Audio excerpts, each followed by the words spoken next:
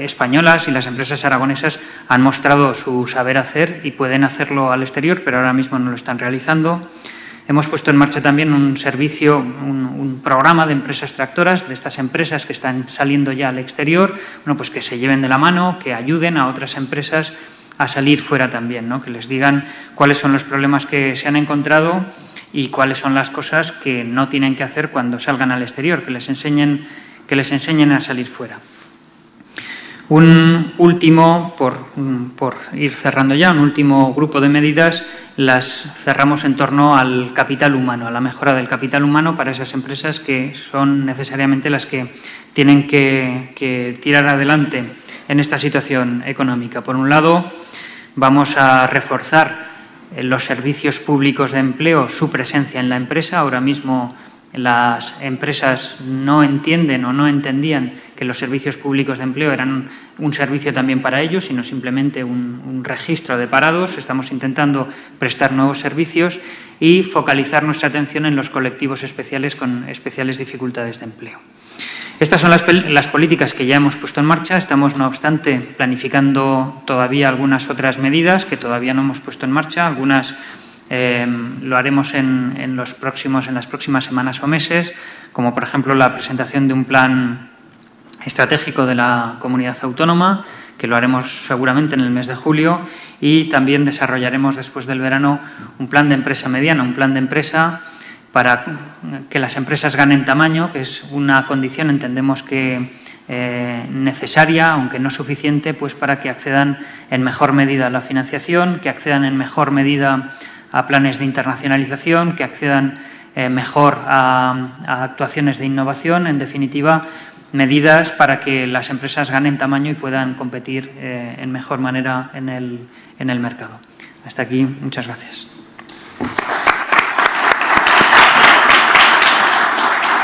Muchas gracias por tu esfuerzo en marcar el tiempo establecido. Y tiene la palabra a continuación Margarita Ramos, a la cual también le ruego que sea vigilante con su tiempo. De Mesa, ex profesor, antiguo profesor mío en la Universidad de La Laguna, un placer estar aquí. Muchas gracias al director del Instituto de Derecho Público por su amable invitación, al director de este encuentro, este primer foro de las autonomías, que espero que sea una iniciativa que se consolide en el tiempo. Y voy a hacer una reflexión, primero de carácter general y luego de carácter particular. De carácter general porque para hacer frente a la situación que tenemos en cada comunidad autónoma tenemos que mantener la perspectiva sobre lo que está ocurriendo a escala global para luego poder incidir sobre comunidades locales, como son las comunidades autónomas, con medidas específicas y eficaces. Como siempre, ante una situación tan crítica como la que nos encontramos, la célebre pregunta, ¿qué hacer?, ¿no? La extraordinaria profundidad y complejidad de la crisis económica que vivimos lleva camino de convertirse en una crisis social y aún política. Puede llegar a dar lugar a una descomposición social de tal magnitud que podría poner en peligro la estabilidad y la legitimidad de nuestro orden sociopolítico. No es sensato ocultarnos la gravedad de la situación ni confiar su solución a estrategias políticas que ya han mostrado su fracaso. A la situación actual nos ha conducido, ya sin género de dudas, la primacía del mercado y la atribución a este de capacidades autorreguladoras, su pretendida máxima eficiencia, la preponderancia de las actividades financieras y sus supuestas capacidades demiúrgicas si no se las esteriliza mediante controles públicos y el intento de, según la frase de Norquist, que se hizo célebre, de reducir el tamaño del Estado hasta poder ahogarlo en la bañera. Frente a los recortes interminables en los recursos de los poderes públicos, y que no son otra cosa que una reducción de su capacidad para organizar y dirigir la salida de la crisis, deben ampliarse, entiendo, por el contrario, las capacidades de regulación, intervención y protección social del Estado.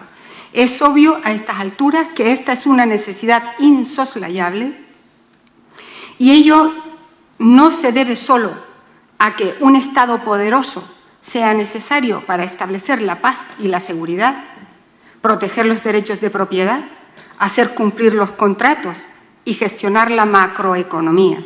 Se debe también a que dicho Estado es necesario para preservar la legitimidad de los mercados, protegiendo a los ciudadanos de los riesgos e inseguridades propios de los mercados.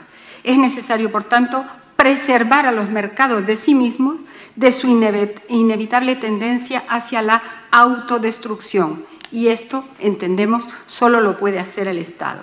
Debido a todo ello, el debate entre austeridad y crecimiento debe resolverse combinando ambos elementos. La austeridad en el gasto público, siempre necesaria. El despilfarro, la corrupción en relación con los recursos públicos que han caracterizado no pocas instituciones en los últimos años, debe terminar. Ello solo será posible con más control ciudadano, más transparencia, rendición de cuentas, y ello exige en suma más democracia, no menos, más pluralidad, no menos, tal y como de facto se está pretendiendo imponer. ¿Cómo obtener los recursos económicos necesarios? Redistribuyendo fiscalmente la riqueza. Los niveles de desigualdad social que ya hemos alcanzado son intolerables desde cualquier punto de vista que se les pueda contemplar. Lo son no solo por razones éticas o políticas, también por razones estrictamente económicas, como empiezan a reconocer ya el propio Fondo Monetario Internacional o la OCDE. En este sentido, es interesante y relevante la propuesta de gravar severamente las rentas elevadas formuladas por Stiglitz y otros, y que Hollande parece haber hecho suya. La mejor forma de estimular el crecimiento es elevar la inversión pública en sanidad, en educación, en protección social, en energías limpias, preservación de los ecosistemas, etcétera, etcétera. La carta de presentación de la Comunidad Autónoma de Canarias, aquí hoy, es una tasa de paro que supera ya el 32% en el primer trimestre del ejercicio de 2012 y una tasa de paro juvenil que supera el 54%. Como ustedes pueden comprender, en un escenario de dificultad económica y financiera en el que nos estamos moviendo, donde a Canarias se le practica este año una reducción de 170 millones de euros en políticas activas de empleo, deben ustedes considerar que eso implica un elevado grado de sufrimiento para los ciudadanos, en particular para los desempleados, pero también para los agentes públicos y privados que intervienen en el mercado de trabajo, en la gestión de las políticas activas y pasivas de empleo. En nuestro país, que ha estado durante muchos años apoyando su crecimiento económico en dos sectores productivos como son turismo y construcción, indudablemente la burbuja inmobiliaria ha provocado un efecto directo en la crisis que pasó de ser una crisis financiera, luego ha sido una crisis económica y ahora está siendo una crisis del empleo, porque la crisis económica en España, al igual que en Estados Unidos, en los inicios de la crisis en Estados Unidos, al afectar directamente al sector de la construcción, ha lastrado directamente el empleo. Los ajustes de la crisis han ido a parar directamente al sacrificio del empleo. ¿Cómo ha reaccionado el Estado español? Pues fundamentalmente con alternativas a un paro que es de doble naturaleza. Primero, un paro de larga duración. Y esto significa que hay un segmento importante de la población desempleada que ya agotó las prestaciones, ya agotó el subsidio, la renta activa de inserción y ahora mismo puede tener alguna bolsa auxiliar de asistencia o el plan Prepara. Y en segundo lugar, una población desempleada con importantes déficits de formación. Durante el periodo de crecimiento económico desaprovechamos la oportunidad, nuestros jóvenes se fueron a la construcción, abandonaron los estudios de educación secundaria obligatoria y la formación profesional. En Canarias tenemos 17.000 jóvenes menores de 30 años que no han terminado la ESO o no tienen un título de formación profesional. Y eso constituye todo un reto para políticas activas de empleo, pero para políticas transversales con educación. El Estado ha reaccionado en primer lugar y sobre todo en materia de empleo modificando la legislación laboral, pidiéndole a la ley laboral que desarrolle una función para la que constitucionalmente no está preparada, porque la Constitución no le reconoce a la ley laboral la función de crear empleo. La ley laboral regula el sistema de relaciones de trabajo y las condiciones de este trabajo en este país, así como las fuentes del derecho del trabajo. Cómo juega la ley, interviene el convenio colectivo y los reglamentos para establecer condiciones adecuadas de trabajo. Se ha aprovechado la situación de crisis para efectuar una reforma en el sistema de relaciones de trabajo que resta protagonismo a la negociación colectiva, por tanto a la intervención de los agentes económicos y sociales en la definición del sistema de relaciones de trabajo, y se han precarizado las condiciones de trabajo. Fundamentalmente se ha facilitado el despido y se ha abaratado. Y esto ha provocado en Canarias, hasta ahora, un efecto de la reforma laboral que, lejos de contribuir a reducir el empleo, como dice la exposición de motivos del Real Decreto Ley 3/2012, a provocar una riada masiva de despidos objetivos. Antes era el despido disciplinario, ahora es el despido objetivo, express y directo. Saben que se ha incorporado la enfermedad como causa de despido objetivo directo, excepto ahora en tramitación parlamentaria el cáncer y las enfermedades graves, pero de resto la enfermedad es causa de despido, y sobre todo ha aumentado espectacularmente la riada de despidos colectivos, los expedientes de regulación de empleo.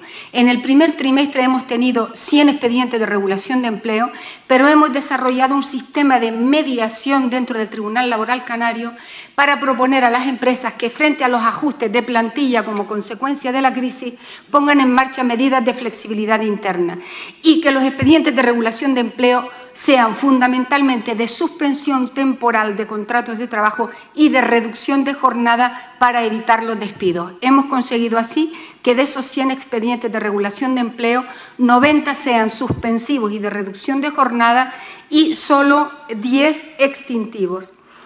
En materia de políticas activas de empleo, el Ministerio de Empleo este año ha diseñado unos indicadores y unos objetivos de política de empleo que excluyen la contratación de desempleados. Digamos que la financiación de las políticas activas de empleo están dirigidas a la formación y a la orientación, pero no a la creación directa de empleo. Canarias, en este sentido, apartándose de ese objetivo del Ministerio de Empleo, ha decidido mantener compromisos de creación directa de empleo con las corporaciones locales. Y esta es una política mixta.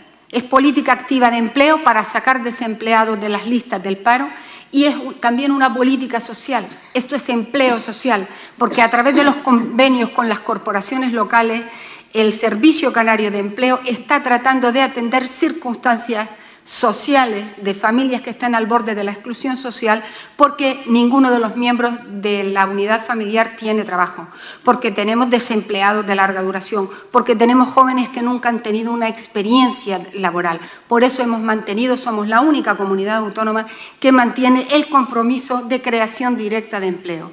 En materia de empleo público, pues estamos haciendo un llamamiento, porque esta es una cultura que hay que instalar frente al discurso dominante de que hay que preservar el empleo público, hay que mantener el empleo público. Es cierto que debe haber una reorientación y una optimización de recursos humanos, pero cada vez que adelgazamos el Estado, cada vez que adelgazamos lo público, aumentamos las cifras del paro.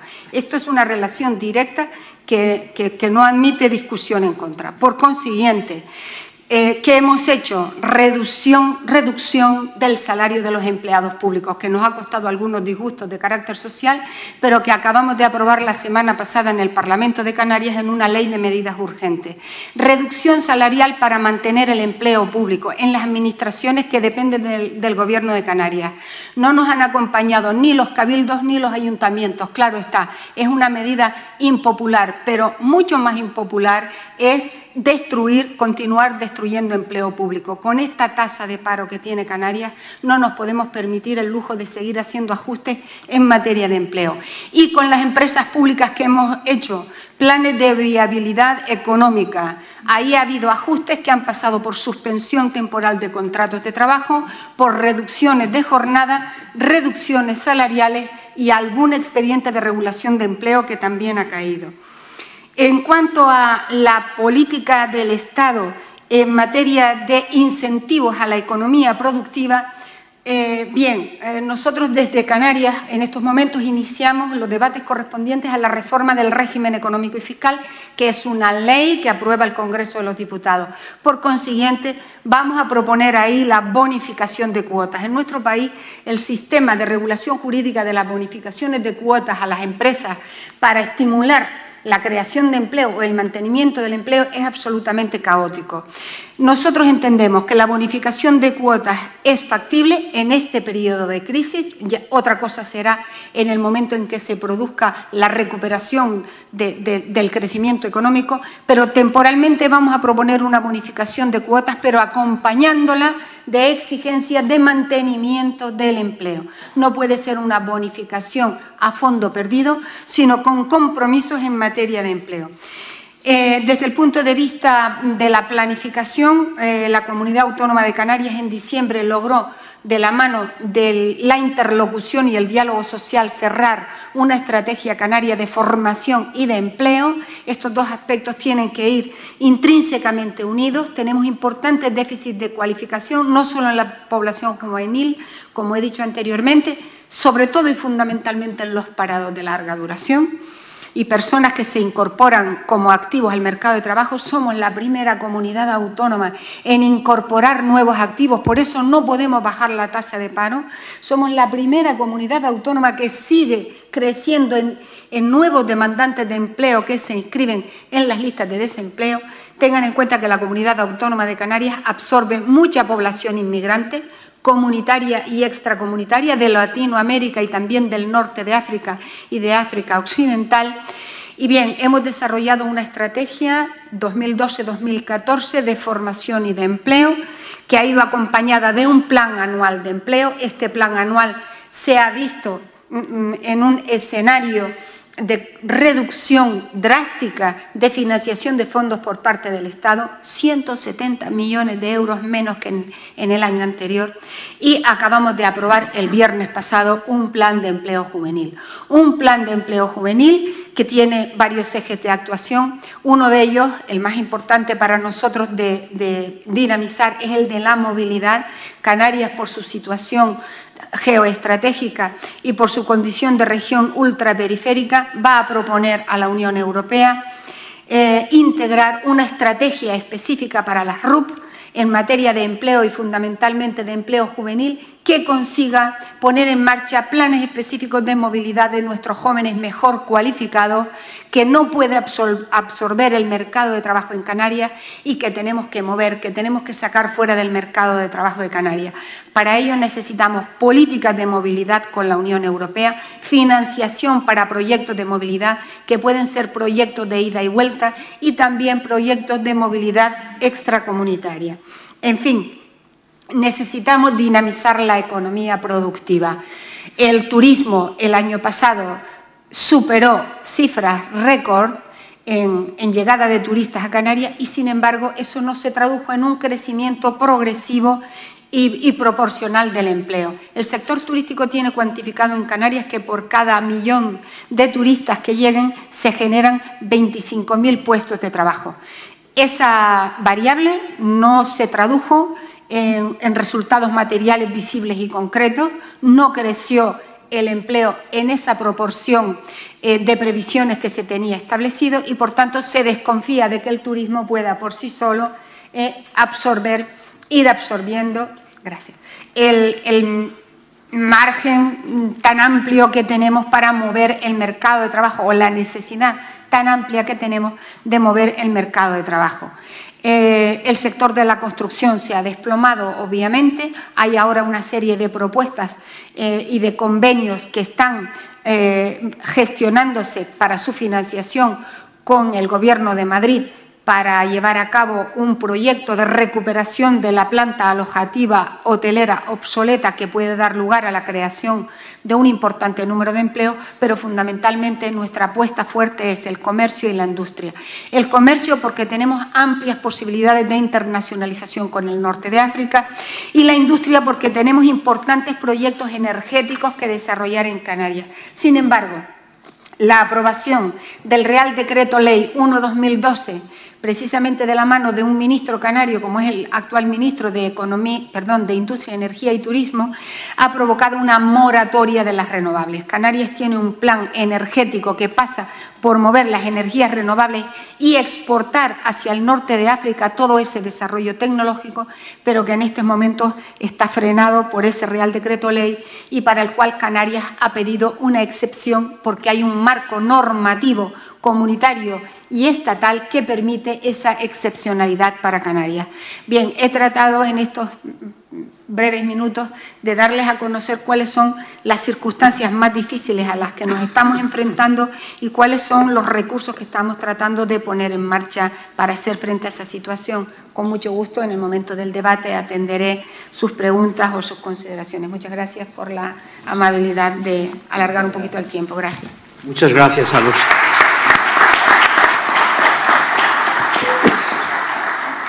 Muchas gracias a los tres ponentes por su excepcional esfuerzo en mantenerse dentro de los tiempos marcados con el objetivo de que sean ustedes los que hablen ahora.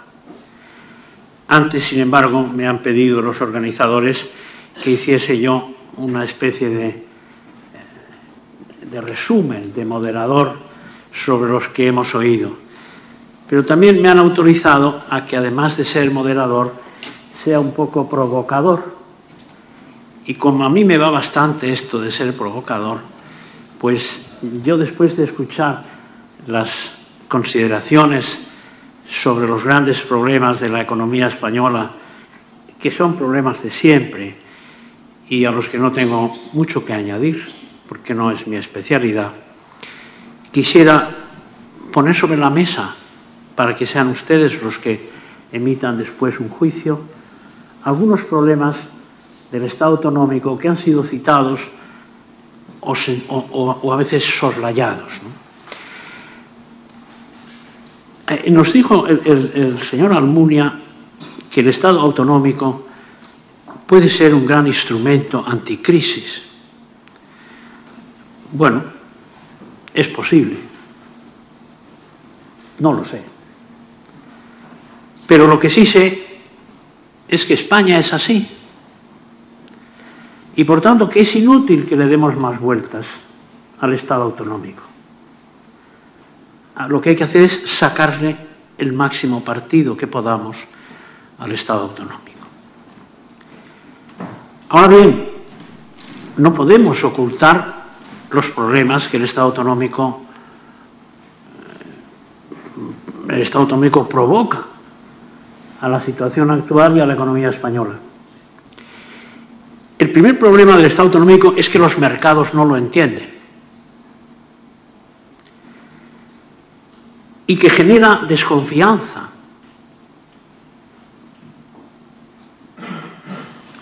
Y entonces hay que tratar de superar esa situación, explicando las disfunciones y tratando de aclarar los motivos de la desconfianza que en los mercados suscita el Estado español.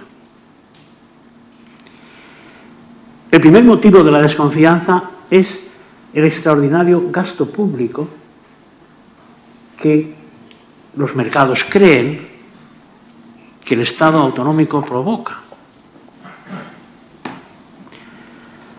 Porque se han multiplicado los estados, se han multiplicado los cargos públicos, se han multiplicado por muchos decenas de miles los funcionarios, se han multiplicado las empresas públicas, los organismos, se ha disparado el gasto autonómico y parece que este es incontrolable. Pues bien, lo primero que hay que preguntarse ¿es controlable el gasto público? ¿A quién corresponde? ¿Quién tiene encomendada esta tarea de controlar el gasto?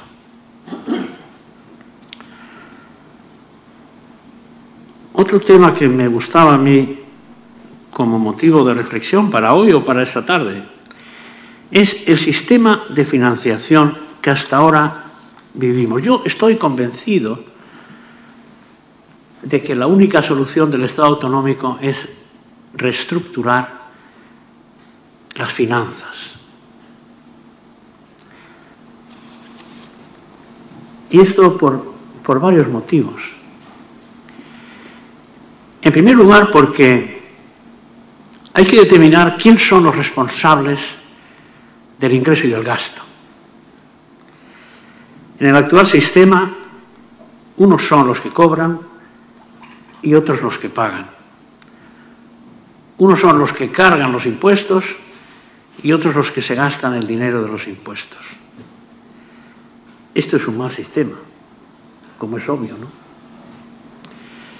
En España hay una verdadera obsesión por la nivelación fiscal y por la nivelación de servicios, con resultados arbitrarios. Pues no se sabe muy bien qué tipo de nivelación y qué grado de nivelación se quiere. Todos absolutamente por igual, nivelación total o nivelación parcial, unas un poco más que otras. Y segundo, ¿por qué todos por igual? No conozco ningún Estado federal en que todos sean por igual. La diferenciación en los estados compuestos es una cosa evidente. Lo que ocurre es que la gente espabila. No tenía nada que ver hace un siglo Massachusetts y Nuevo México, porque eran dos mundos. Y a ningún norteamericano federalista se le ocurrió hacer de Nuevo México otro Massachusetts.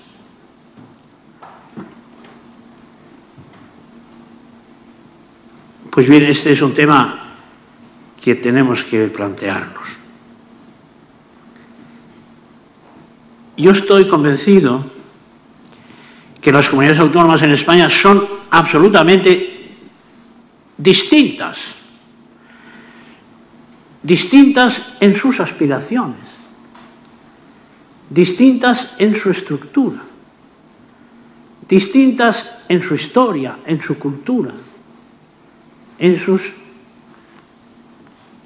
sus bases sociales y económicas. Y cada una tiene sus virtudes y sus vicios. Pues bien, hay que tratar de fomentar las primeras y combatir las segundas, pero no hacerlas iguales, porque eso es irreal. No todas tienen que tener todo. Cuando yo hice mis oposiciones a cátedra, en España éramos 18 o 20 catedráticos, no me acuerdo. Hoy somos 120 y tantos. Todas las provincias españolas tienen su universidad. Pero eso es algo que no tiene ni pies ni cabeza.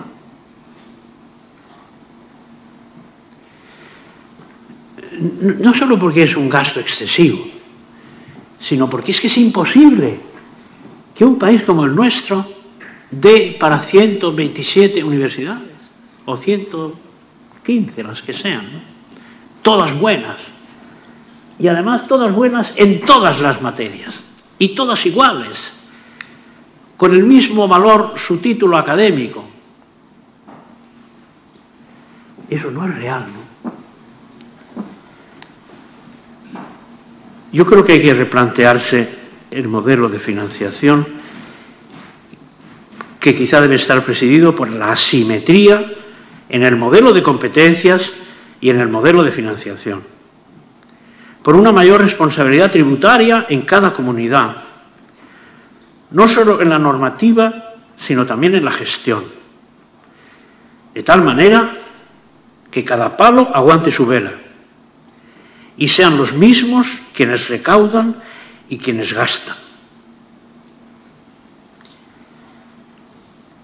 No podemos imponer estructuras organizativas ni suprimir desde el Estado y el poder de tutela supuesto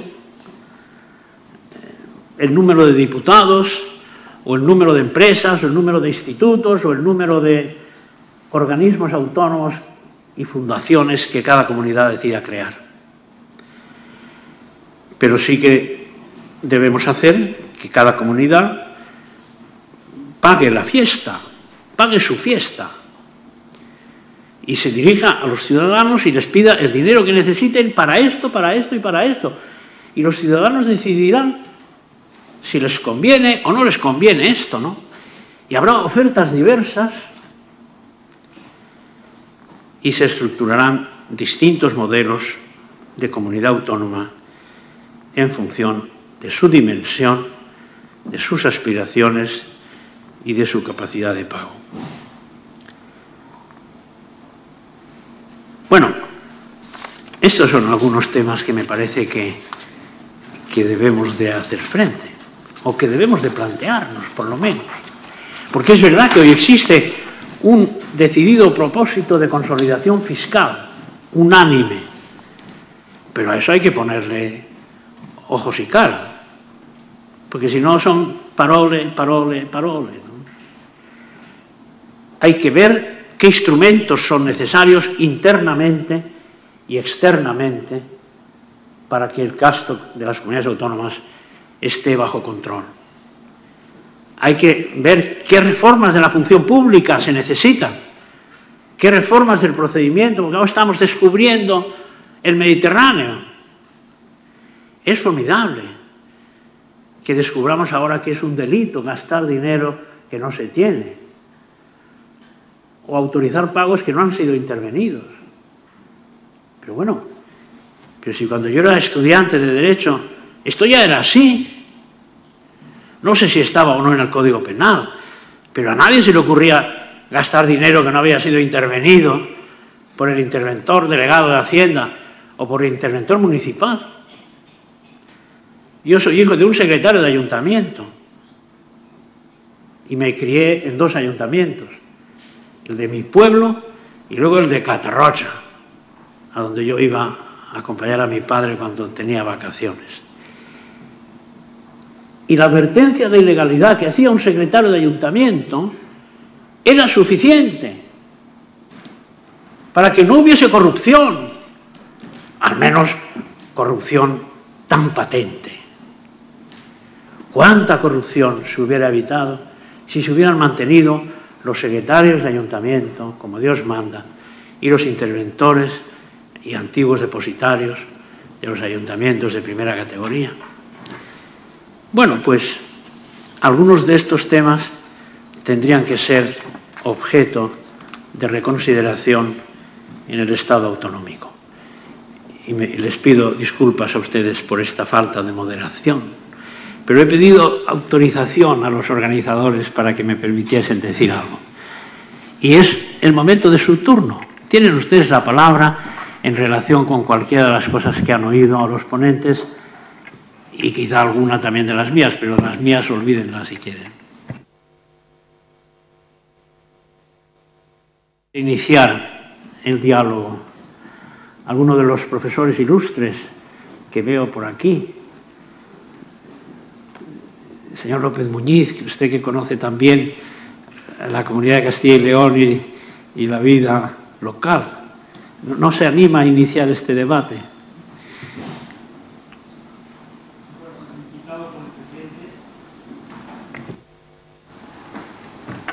Incitado por el presidente, haría una sola pregunta que me viene rondando escuchando a los que han intervenido en la sesión, seguramente motivada por mi falta de conocimientos rigurosos en el ámbito económico.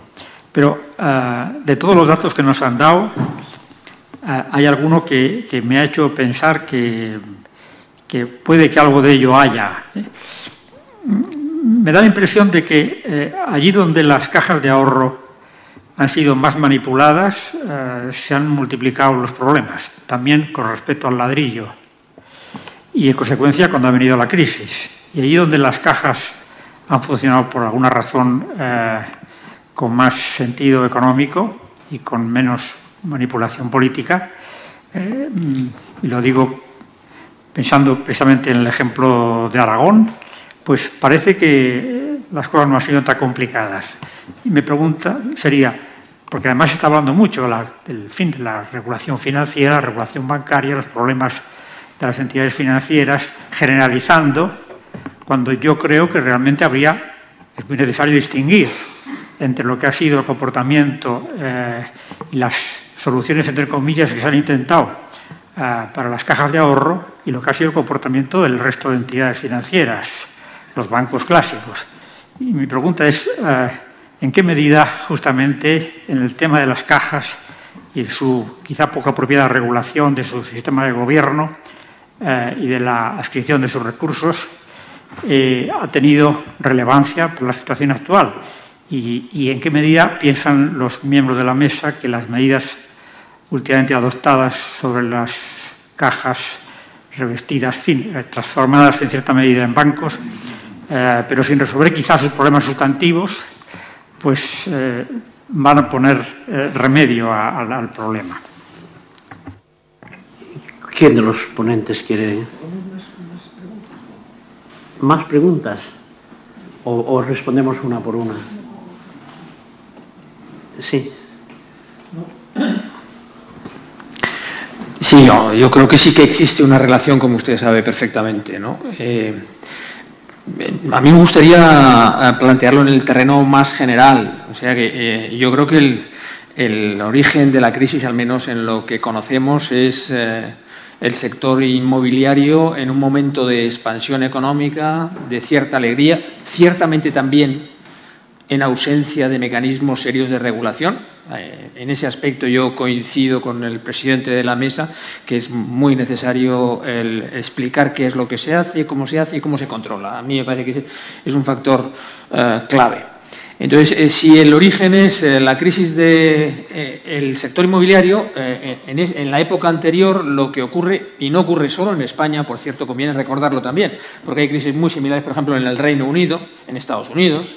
Es decir, que el problema es que en una alegría de falta de regulación adecuada, pues entonces hay excesos por todas las partes. Es decir, los particulares tienen fácil acceso al crédito. Los bancos consideran que la burbuja no va a estallar nunca y, por lo tanto, conceden créditos e incluso se premia a los gestores de los créditos hipotecarios para que concedan más créditos, y eso además se retribuye. En un contexto tan alegre, pues entonces nos encontramos con que se conceden préstamos a personas y en condiciones que no se concederían en un ámbito un poco más sensato y más regulado. Entonces, cuando eso se pincha, como se pinchó en Estados Unidos, como se pinchó en el Reino Unido, como se pinchó en España también, entra en crisis no solo el sistema de la economía real en el ámbito de la construcción, sino también el sistema financiero, porque había habido una deriva, como saben ustedes, también hacia el sistema financiero de los propios títulos hipotecarios, a través de distintas fórmulas de entrada en los mercados financieros. Entonces, en ese contexto nos introducimos en la crisis de los mercados financieros y, por lo tanto, eso lleva toda una deriva que antes comentábamos también sobre efectos sobre economía real, etcétera. Bueno, las cajas han sido instituciones financieras con un perfil muy adaptado a consumidores y, sobre todo, también muy especializadas en el sector de la construcción, en el sector inmobiliario. Entonces, ciertamente, en la medida en que ellas eran responsables de una parte grande de los créditos hipotecarios, se han visto claramente más afectadas por la crisis, sin ninguna duda. Si a eso sumamos la falta de rigor en el control, en el funcionamiento, etcétera, de las cajas, pues ciertamente hay un canal, un vehículo de relación clara entre la situación económica de la comunidad y aquellas comunidades en las que las cajas de ahorro jugaban un papel relevante y además han involucrado de alguna manera a los propios mecanismos, a las propias instituciones públicas. Respecto a las salidas, yo supongo, es decir, los pasos que se han dado, seguramente para intentar dar salida a los problemas de las cajas, yo creo que son razonables, con matices, pero en fin, eso nos llevaría a otra discusión en la que quiero entrar. Sí, por añadir alguna cosa, pero vamos, yo creo que en gran medida en la misma línea. Efectivamente, yo creo que sí que hay un cambio, hay una diferencia sustancial entre el sistema financiero más privado y el sistema financiero, no sé si más público o cuya propiedad es más difusa. En concreto con las cajas de ahorros y con esta propiedad difusa, al final, pues lo que sucede es que las propias administraciones han ejercido presión que no pueden soportar de la misma manera unas entidades financieras cuya propiedad no está clara, y en este contexto es en el que se han desarrollado con una supervisión, por lo menos, digamos, laxa. Si la supervisión de la propia propiedad también falla, pues al final es un poco el origen de que sean las que peor han estado funcionando. En el caso de la Comunidad Autónoma de Aragón, se superponen varias de estas condiciones de forma un poquito más suaves que en la media del conjunto de la media nacional. Eso es lo que entendemos. Por un lado, el sector de la construcción no creció de la misma manera que en el conjunto de la economía. El Gobierno no ejercía una presión tan fuerte. El nivel de presión era más fácilmente soportable y la supervisión funcionó algo mejor. Ese es un poco el conjunto de medidas que es lo que ha llevado a esa situación. Desde luego sí que es un elemento fundamental en el desencadenamiento de la crisis, ha sido el sector en el que se han centrado desde fuera el observar qué es lo que estaba sucediendo, ¿no? En la actualidad, yo creo que se ha ganado en supervisión y se ha ganado con el traspaso hacia la actividad indirecta a través de entidades ya puramente privadas. Se ha dado un paso en la mejora de la gobernanza. En ese sentido, seguramente las cosas, desde luego, no van a ser igual. Si son para mejor o peor, lo veremos con el tiempo. Yo entiendo que para mejor, pero eso lo veremos más adelante. Yo añadiré algún comentario adicional en relación justamente con las competencias del Estado y de las comunidades autónomas en relación con las cajas. Yo creo que hemos asistido a una dejación de funciones de los órganos de supervisión financiera que tenían encomendada la solvencia y la buena gestión de las cajas por miedo político a las comunidades autónomas, porque no se han querido enfrentar con el poder político que las comunidades autónomas y especialmente las cúpulas de los partidos regionales ejercían sobre las cajas. De tal manera que es verdad que en Estados Unidos y en Gran Bretaña hubo crisis inmobiliaria, pero la crisis inmobiliaria las soportaron tanto las savings and loans como los bancos. En España los bancos han salido bastante bien librados, salvo alguno muy pequeño que fue absorbido por otro. Pero las cajas han caído casi en su totalidad, salvo 5 o 6, de las 45, que se dice pronto. Pues bien, no digo que este sea un vicio del Estado autonómico, lo que digo es que la ley del 85, la Lorca, regionalizó excesivamente la ocupación y el control de las cajas de ahorros y politizó las cajas de ahorros. Segundo, el Tribunal Constitucional fue connivente con una reserva de poder en favor de las comunidades autónomas sobre las cajas que no tenía justificación. Y tercero, el Banco de España, en los últimos años, pero no solo de Fernández Ordóñez, sino también de Caruana, tuvo miedo al poder político y al problema político que se podía desencadenar si imponía su autoridad sobre las cajas. Por ejemplo, si imponía las fusiones intercomunitarias sin respetar la autorización que estaba prevista de cada comunidad para la fusión. Bueno, yo creo que los poderes estatales tenían competencia para ello y algún apoyo jurisprudencial tenían en la jurisprudencia del Tribunal Constitucional. Pero no se atrevieron, de donde se extrae una conclusión, que es que quien tenga una larga vida política será siempre un mal gobernador. de un banco central. Porque se produce un fenómeno de autocaptura. No es que interfiera el gobierno, es que él se autointerfiere, porque valora excesivamente los problemas políticos que se pueden desencadenar como consecuencia de una medida de solvencia y de garantía financiera. Pero su papel no está en resolver problemas políticos, regionales.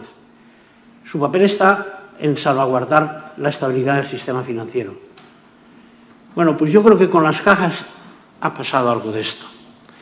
Y una de las salidas que han tenido de la competencia autonómica es convertirlas en bancos, porque los bancos, por definición, son nacionales y los bancos, por definición, no tienen tutela autonómica.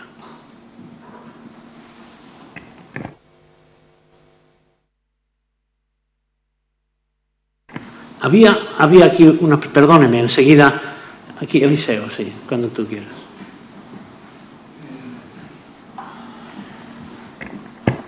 El profesor Ruiz Huertas, al final de su papel, expone la posibilidad de que el Estado tenga mayor margen de actuación que las propias comunidades autónomas, por menos finalista en su intervención financiera, etc. Y yo creo que los dos consejeros han aportado algunas ideas, ¿no? En concreto, en el papel se habla de la iniciativa de que el Estado asuma el pago de los proveedores, deudores de las comunidades autónomas y los ayuntamientos, etc. Y yo creo que esa debiera ser una línea, es decir, una línea a sacar de esta sesión. ¿Qué tipo de iniciativas podrían promoverse desde el Estado, desde varias comunidades autónomas, que permitieran una mejora de la situación económica? Yo creo que las dos intervenciones de las comunidades autónomas se han dado ideas y son positivas, pero habría que buscar un poco más la posible generalización. ¿Cuáles son las iniciativas más interesantes? Y también, ¿cuáles son los procedimientos? ¿Se han reunido las comunidades autónomas para ver qué iniciativas son susceptibles de generalizarse? ¿Se han marcado prioridades?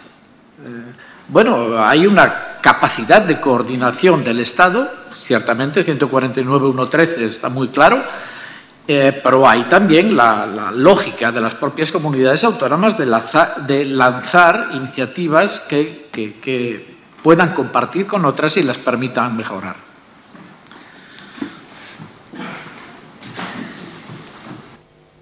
¿Queréis contestar, por favor? Margarita.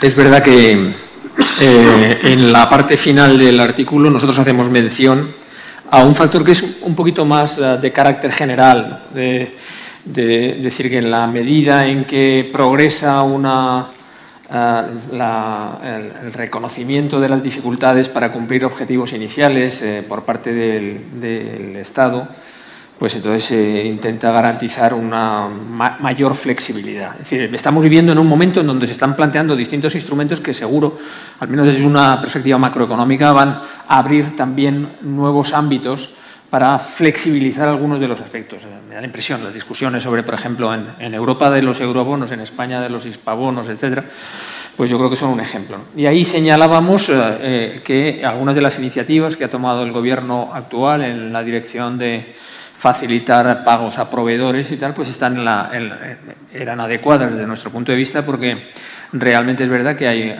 un problema que se ha ido acumulando, sobre todo en el ámbito del sistema sanitario, en donde se han hecho una gran cantidad de esfuerzos para conocer efectivamente cuál es la deuda real del sector sanitario. Y a pesar de los informes que se han hecho, cuando yo estaba en el Instituto de Estudios Fiscales harían hasta 2 informes en donde se hizo un esfuerzo por intentar transparentar la importancia de la deuda pública. Sin embargo, hay un problema recurrente que es difícil de resolver y que en estos momentos se convertía también en un elemento importante. Y en esa dirección, un poco la filosofía del artículo, lo digo también por explicar el contexto, y luego ya entramos en el otro, donde mis compañeros de la mesa pueden también decir lo que piensan. Yo creo que en la misma dirección pensamos que, dadas las dificultades actuales que un poco afectan a los distintos niveles de la Administración, ¿no? Y dadas las dificultades que entendemos van a tener que afrontar algunas comunidades autónomas para cumplir los objetivos de déficit y de endeudamiento, lo que hacemos al final es ofrecer o sugerir una línea de suavidad en la misma dirección que esa atención a los proveedores, para que el Estado, en la medida en que pueda contar con esa flexibilidad, pues la pueda extender a las comunidades autónomas, ¿no? Respecto a la segunda pregunta, estoy completamente de acuerdo. Me parece que efectivamente se han ofrecido aquí sugerencias, como se están poniendo en marcha en distintas comunidades. El Programa Nacional de Reformas del año 2012 hace un recuento de todas las iniciativas que las comunidades están tomando para bien corregir el déficit o conseguir el objetivo del déficit, o hacer planes de reequilibrio financiero. Y hay una enorme cantidad y diversidad de medidas concretas. Hay muchas que son muy asumibles por la mayoría, hay otras que realmente pues, son menos asumibles. Ya que estoy en el uso de la palabra, tengo que decir que entre la lista se dice que hay que disminuir las transferencias corrientes, y se pone particularmente, especialmente en las universidades y de prestaciones sociales, como me afecta directamente. Pues, en fin, no estoy muy seguro de que me guste esta sugerencia, ¿verdad? Pero bueno, yo creo que hay muchas sugerencias, y me parece estupenda esa propuesta de buscar cuáles podrían ser objeto de intercambio. Este es el sentido también de un foro de estas características, ¿no? Y qué orden de prioridad se puede establecer, ¿no?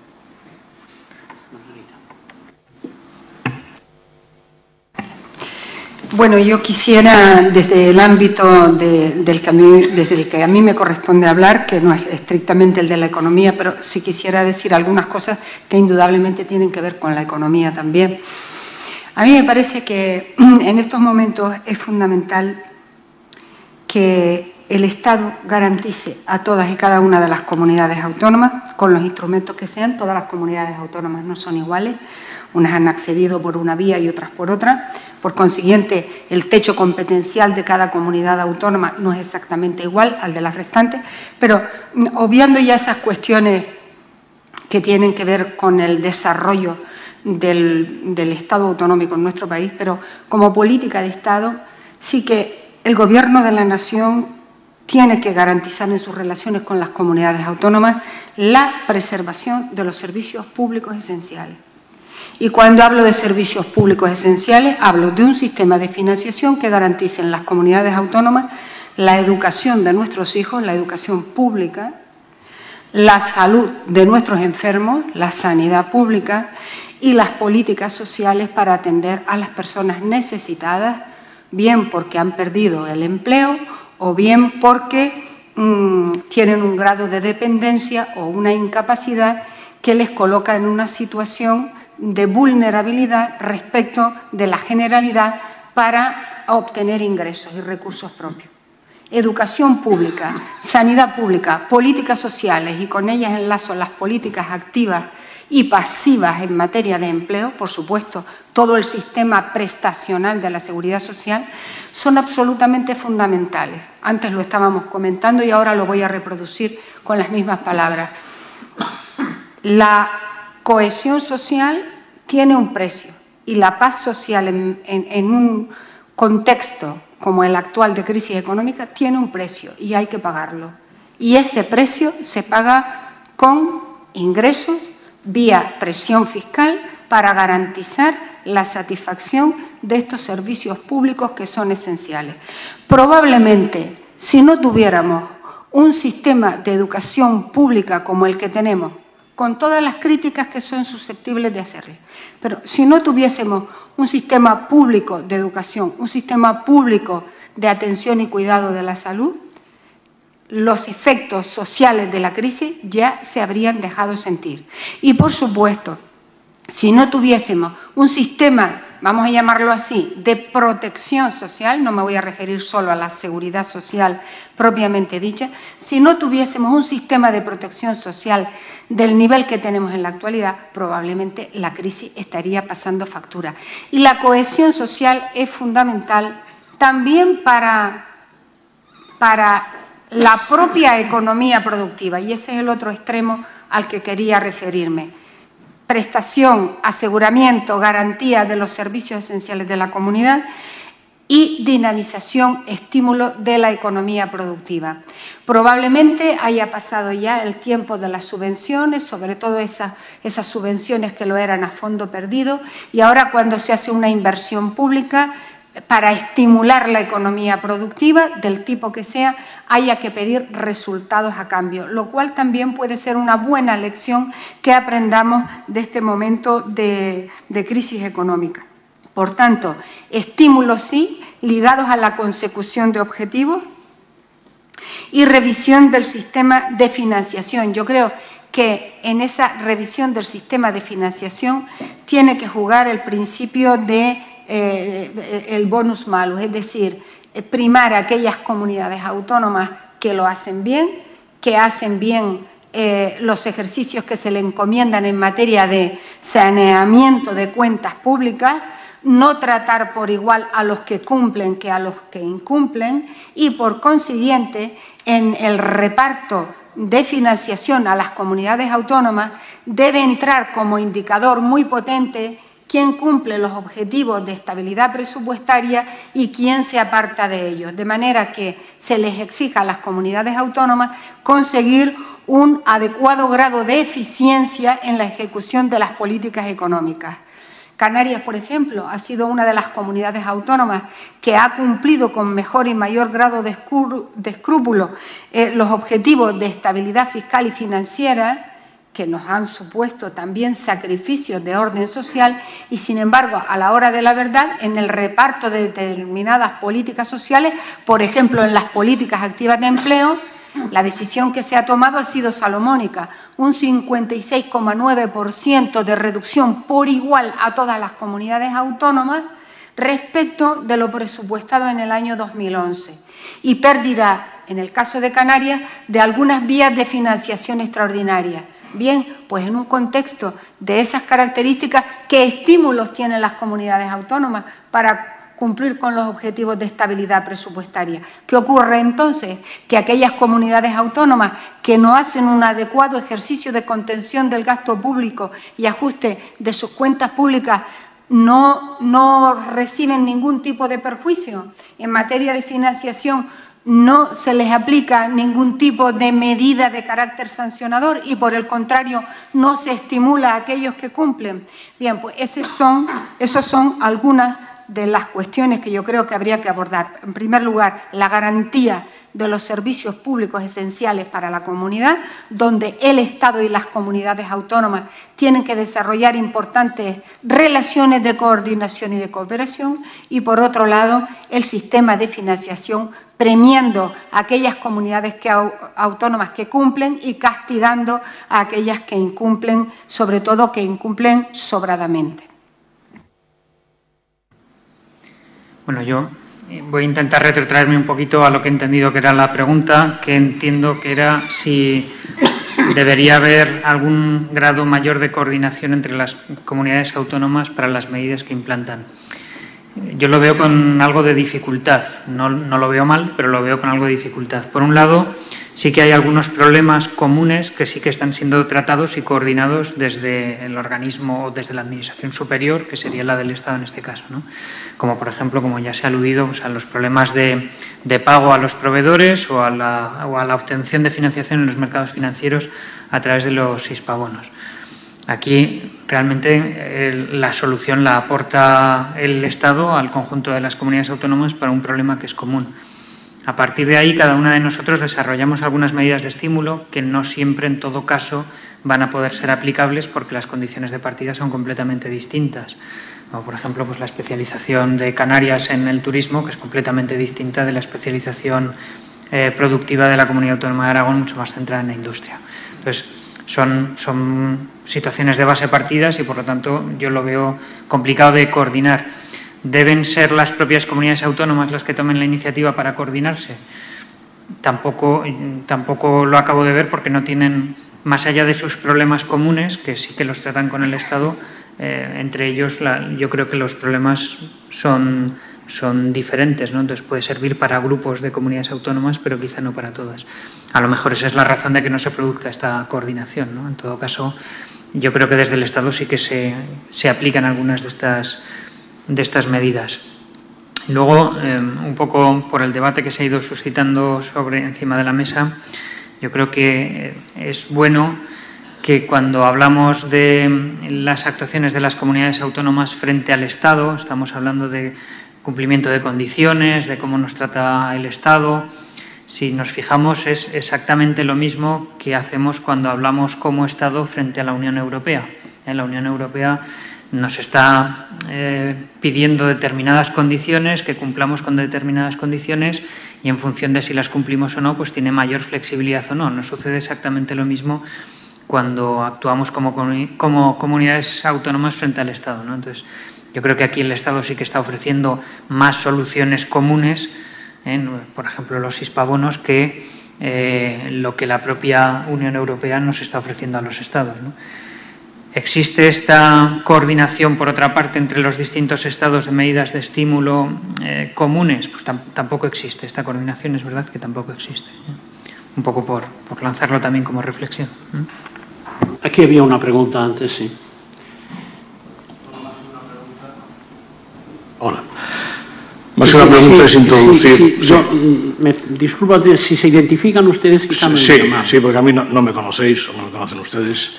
Soy José Amengual, vengo como colaborador del Instituto de Estudios de la Democracia de San Pablo CEU, pero no les voy a hablar en ese sentido, sino como expresidente durante 20 años de la Comisión de Mercado Monetario y conocedor de los mercados financieros, incluso del origen, ¿no?, del mercado monetario en España, ¿no?, para matizar algunas cosas.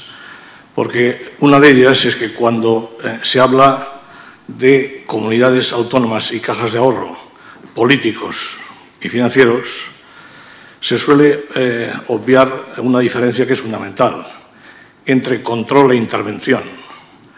El control de las entidades financieras, sean cuales sean, es indispensable. La intervención es absolutamente a evitar. Y hay un ejemplo que no suele diferenciarse, pero muy interesante. En Cataluña está, por un lado, la Caixa, que es una gran entidad financiera, bajo el mismo control del Banco de España, la política del Estado, la política autonómica, que va perfectamente y siempre ha tenido una gestión independiente y profesional, y Caixa Cataluña, que en cambio se dejó, pues, de alguna manera influir, intervenir por la política, y su situación es completamente distinta. O sea, que no es tanto el que haya políticos o no, sino cómo se comportan y cuál es la independencia. Es decir, los políticos como control deben ser siempre bienvenidos. Como intervención en la gestión, evidentemente, no procede, ¿no? Es decir, eso, dejarlo claro, porque es un problema de que el político hace una intervención que no debe y el gestor se deja intervenir. En la Caixa, afortunadamente, no ha ocurrido. Bien, y segunda matización, cuando se habla de que los culpables de la crisis son los mercados financieros, eso es radicalmente falso, pero absolutamente falso.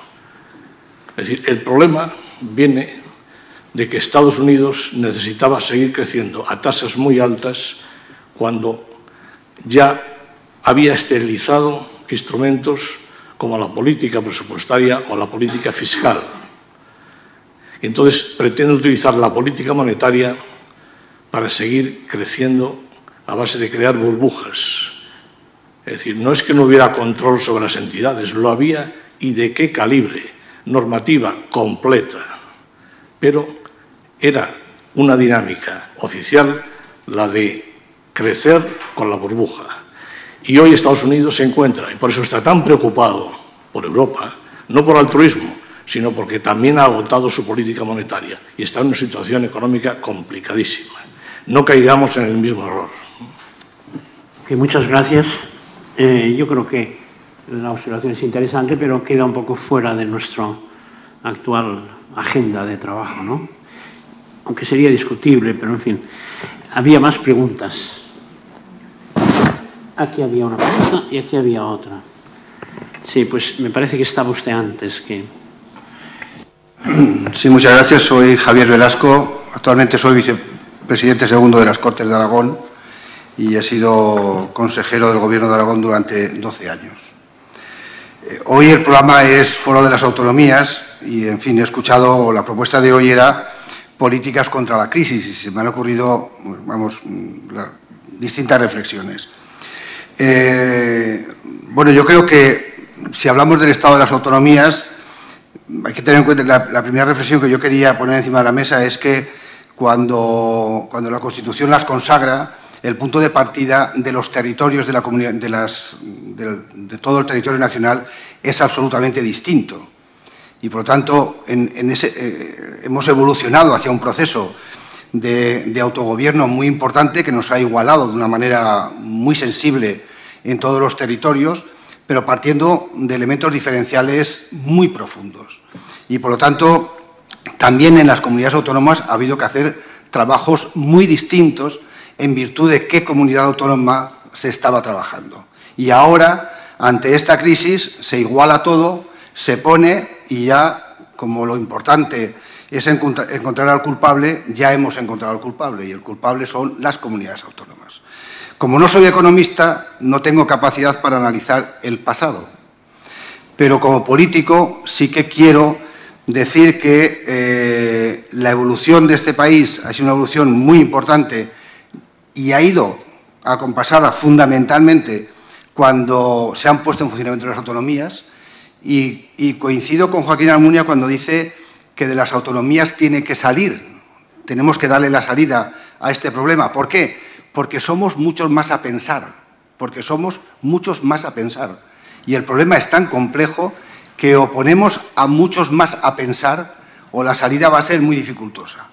Yo, los grandes sabios, los alabo, creo que son absolutamente necesarios, pero en este momento social que tenemos, o nos ponemos de acuerdo y identificamos rápidamente ya qué nos pasa y hacia dónde queremos ir, o de lo contrario, el futuro va a ser complejo. Pero habrá que contemplarlo desde la diferencia territorial que tenemos a nivel del Estado. Es decir, nadie va a renunciar a su situación de partida y, por lo tanto, eso tiene que haber un nivel de comprensión y no puede existir café para todos. Los territorios hoy tampoco están igual que estaban hace 30 años y, por lo tanto, las políticas tendrán que ser políticas también diferenciadas, cumpliendo lo que tengamos que cumplir todos. Pero una vez cumplido hay que saber diferenciar para ir a igualar esos temas. En los temas educativos no estamos en los mismos niveles en todas las comunidades autónomas. En los temas sanitarios no estamos en los mismos niveles en todas las comunidades autónomas y, por tanto, estaremos obligados a hacerlo. Y aquí sí que hay un fallo político de gran envergadura. No se ha resuelto, creo que hemos resuelto muy bien la descentralización, no hemos resuelto la coordinación. Se hacía una pregunta, no existe suficiente coordinación en este momento entre comunidades autónomas para poner encima de la mesa programas que pueden ir sumando con matices en cada uno de los sitios, pero que pueden ir arreglando temas. Y no tenemos por qué inventar todos a la vez, sino que el que pone un programa encima de la mesa y le funciona bien, tiene que poder ponerse en los demás sitios. Y yo creo que las comunidades autónomas, el fallo que hoy tenemos, el mayor fallo que hoy podemos achacarnos, es que no somos capaces de coordinarnos bien. Y políticamente no nos hemos dado los instrumentos, y tenía que ser esta casa, y no se ha hecho, la casa del debate territorial. Y entonces aquí era donde teníamos que encontrarnos, todas las comunidades autónomas, para dar esas posibilidades de solución. Porque si no, volveremos a darnos otra vez una vuelta de análisis de qué problema tenemos y qué problema hay. Y yo creo que esto, tal y como ha evolucionado ya la política nacional, no se va a sujetar con solamente recibir instrucciones del Gobierno de España y que las comunidades autónomas lo tengan que asumir. Eso creo que no se va a producir. Gracias. Vamos a ir, porque nos queda poco tiempo, vamos a escuchar preguntas y luego la mesa responde a todas ellas que queden sin respuesta. Cuando usted quiera. Al hilo un poco de las reflexiones que estaban surgiendo últimamente sobre la necesidad de encontrar espacios de comunicación y de actuación común entre las comunidades autónomas. Me parece muy bien que haya una preocupación en la gestión de ingresos y gastos por parte de las comunidades autónomas, es evidente, ¿no? Últimamente, sin embargo, las políticas de ajuste parece que están dando paso a empezar a pensar en políticas también de crecimiento, de estímulo a la inversión, ¿verdad? En todo caso, el mantenimiento de unos servicios sociales básicos que forman parte del capital cultural y político del estado del bienestar en Europa necesitan forzosamente una actividad económica que facilite el poder disponer de estos gastos, ¿no? Lo que en catalán decimos bien, vamos a gastar en estas cosas, pero ¿dónde surten les misas? ¿No? ¿Quién paga las misas? ¿No? Y yo creo que este es el debate que está haciendo falta un poco todavía tanto a nivel general estatal como a nivel general autonómico, aunque algunas cosas se han dicho aquí que me han sorprendido muy, muy agradablemente. Tenemos más de 5 millones de parados. ¿Dónde pondremos a trabajar a estas personas? Creo que los temas de la crisis financiera, de la crisis de la deuda, pueden ser, no soy adivino, pero pueden ser más o menos manejables, porque ni a los grandes inversores ni a los desprotegidos les interesa el colapso. No ganaría nadie, ¿verdad? Pero veo mucho más difícil y un problema mucho más de fondo el ver por dónde se va a tirar del carro del empleo en este país que en perspectiva histórica no ha sido capaz de crear una estructura productiva sólida.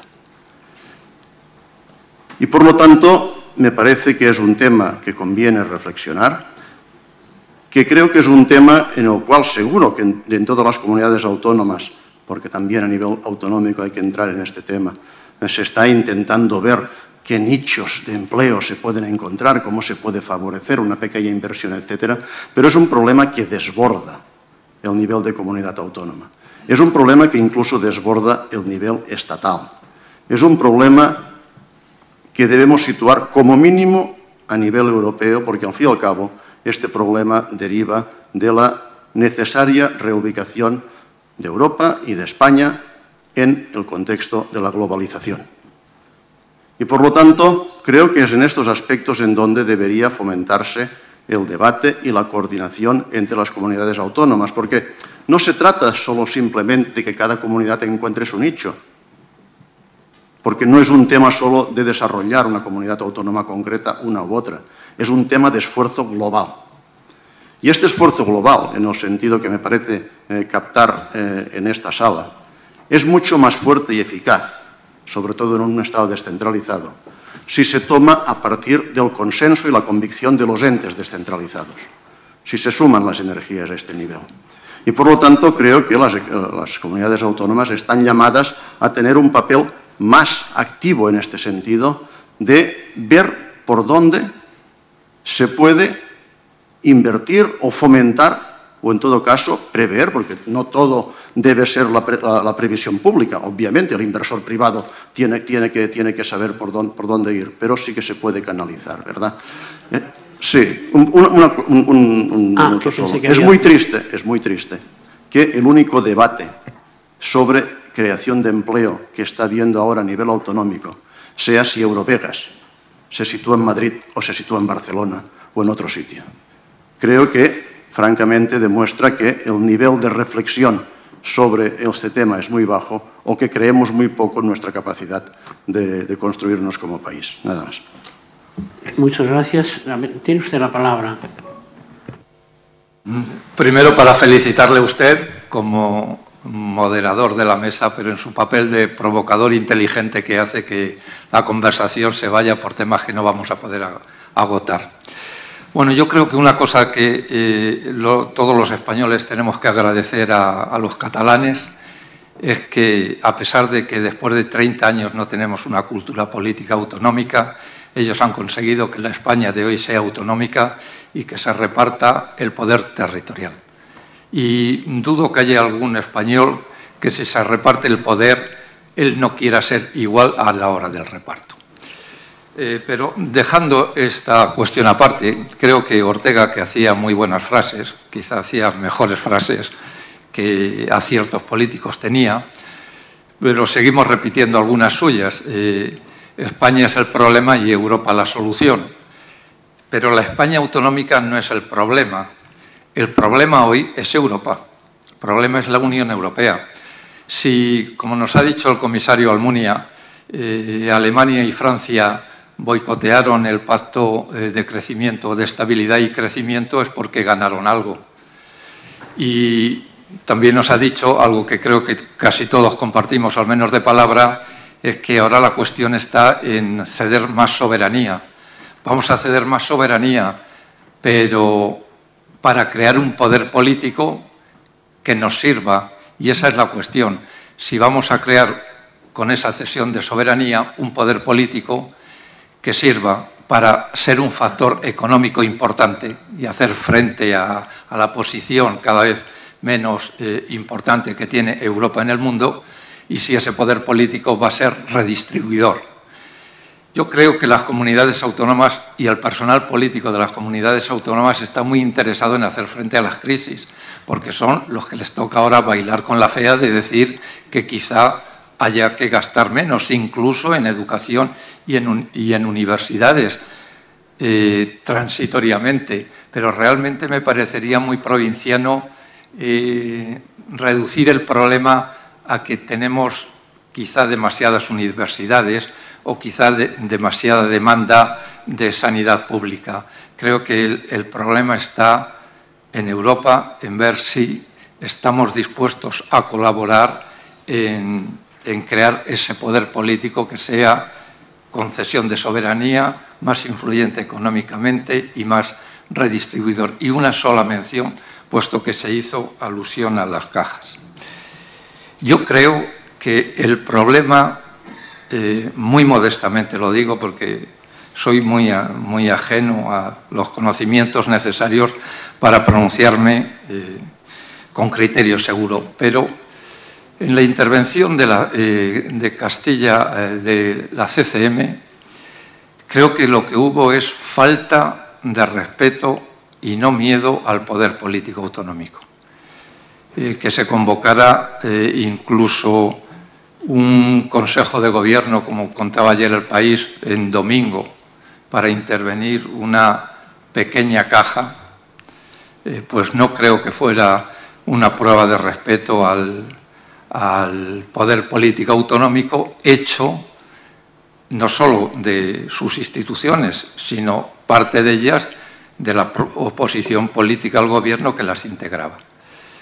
Sinceramente creo que eso es lo que ha pasado, porque a partir de ahí los problemas se agravaron.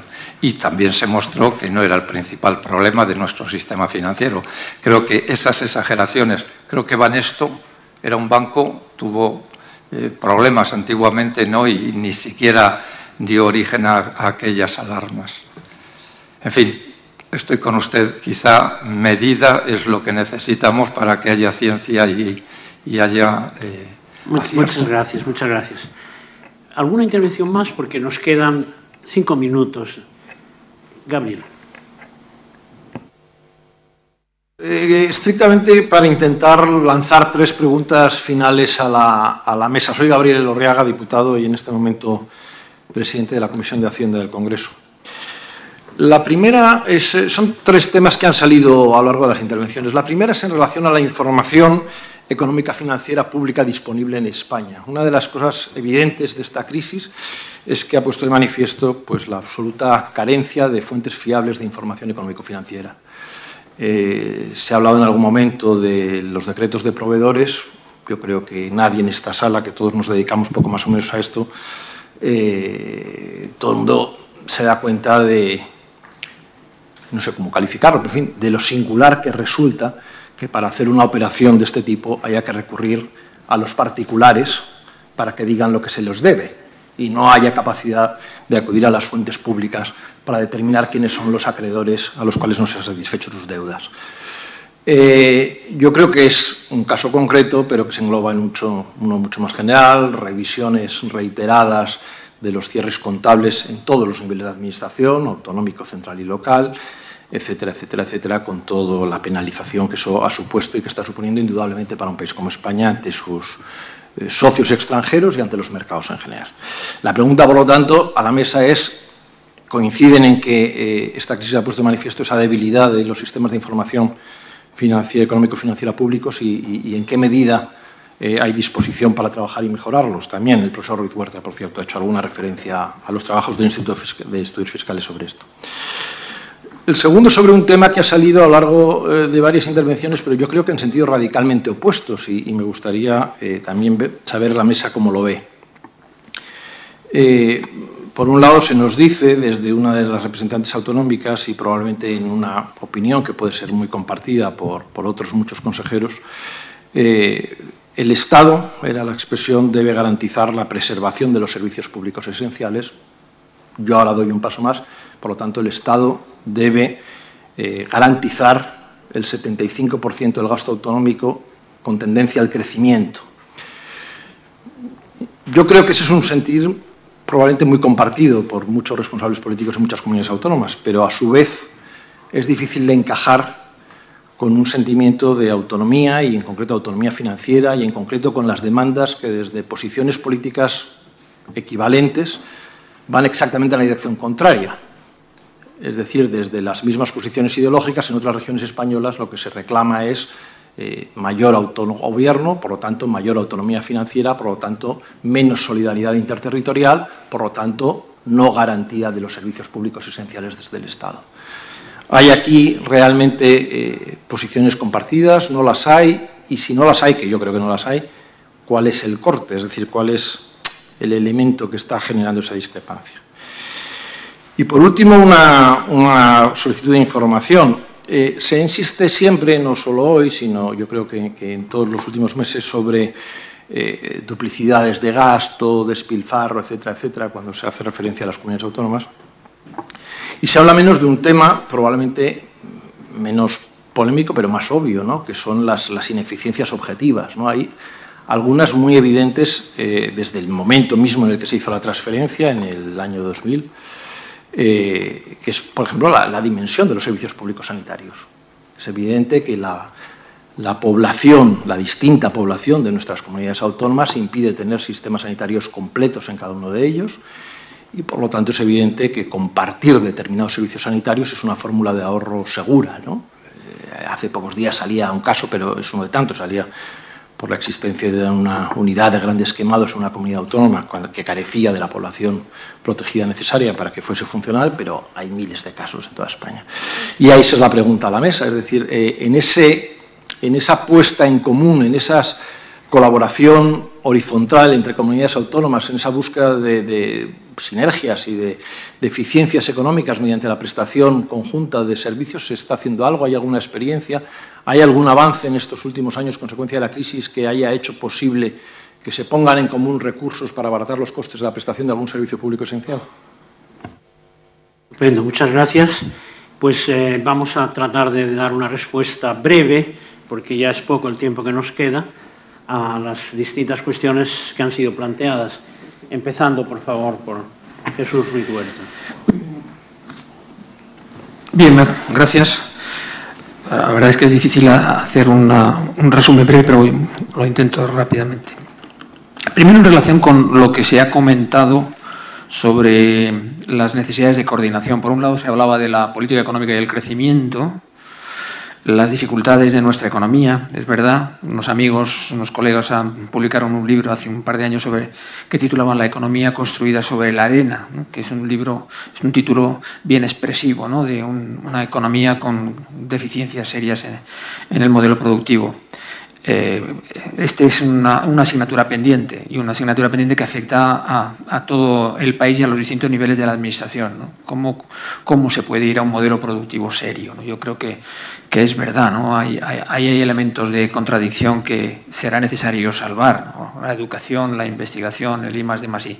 Parece que es bastante necesario para poder hacer frente a un cambio de modelo productivo, ¿no? Yo creo que en este tema, como lo que se comentaba anteriormente a propósito de la sanidad y educación, estoy completamente de acuerdo y suscribo que quizá el hándicap que tenemos en el modelo actual de las comunidades autónomas, el modelo descentralizado español, tiene que ver sobre todo con argumentos de coordinación, ¿no? De transparencia y coordinación. Por un lado, falta articulación institucional. Existe formalmente la articulación institucional. Lo que falta es, diremos, completarlo, llenarlo, darle contenido a la articulación institucional, ¿no? Y yo diría que en los temas de sanidad y educación hay una tarea muy importante, porque efectivamente representan un volumen de gasto extraordinariamente elevado.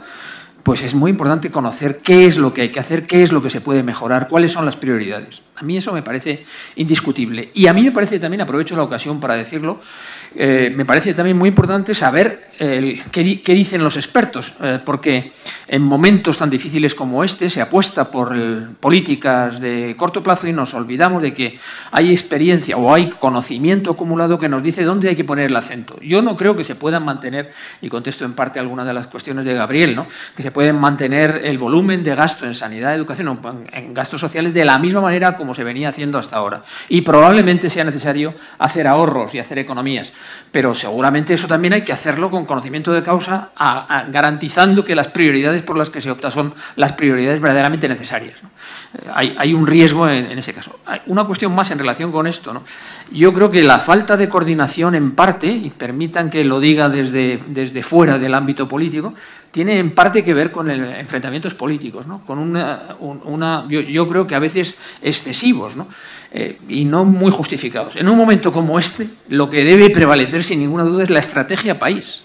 Y en ese caso, desde luego, hay marcos para el entendimiento enormemente amplios, ¿no? Y eso yo creo que hay que cuidarlo. Mi experiencia en lo que he conocido en la propia administración pública es que en los segundos niveles, las direcciones generales, por ejemplo, direcciones generales de tributos, siempre ha habido mucho más intercambio, más proximidad, más diálogo, y era mucho más fácil el entendimiento. Pero, sin embargo, a veces la batalla política impedía avanzar en este terreno. Una segunda cuestión, no me resisto a responder un poco las provocaciones de nuestro presidente, porque me han parecido muy sugerentes y, bueno, yo, por un lado, respecto a la primera, estoy de acuerdo en esto de que se entiende mal cómo funciona nuestro sistema descentralizado y que hay que hacer un esfuerzo de explicación.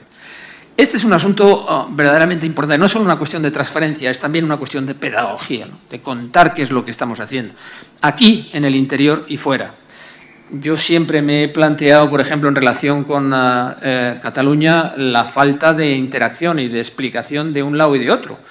Y entonces, yo creo que es muy necesario un intercambio como este también allá, ¿no? A mí me parece que es fundamental. Pero hacia el exterior, hacia los mercados, hay que contar qué es lo que se ha hecho.